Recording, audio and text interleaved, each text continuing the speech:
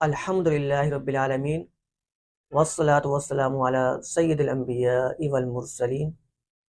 اما بعد فاعوذ باللہ من الشیطان الرجیم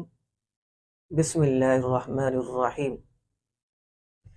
محترم سامعین و ناظرین، آج کا ہمارا ٹاپک ایمان کی تعریف کیا ہے، ایمان کا لغوی معنی اور اصطلاح شرع میں ایمان کسے کہتے ہیں۔ محترم ناظرین، ایمان لغت میں تصدیق کرنے کو کہتے ہیں، اور ایمان کا دوسرا لغوی معنی ہے امن دینا۔ چونکہ مومن اچھے عقیدے اختیار کر کے اپنے آپ کو دائمی یعنی ہمیشہ والے عذاب سے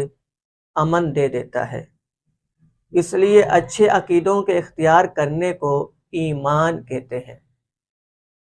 اور اصطلاح شرع میں ایمان کے معنی ہیں سچے دل سے ان سب باتوں کی تصدیق کرے جو ضروریات دین سے ہیں۔ اور اعلیٰ حضرت امام اہل سنت مجدد دین و ملت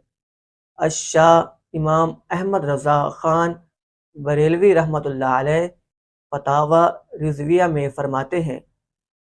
محمد الرسول اللہ صلی اللہ علیہ وسلم کو ہر بات میں سچا جانے، حضور کی حقانیت کو صدق دل سے ماننا ایمان ہے، اور جو اس کا اقرار کرنے والا ہو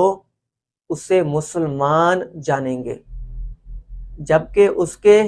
کسی قول یا فعل یا حال میں اللہ و رسول کا انکار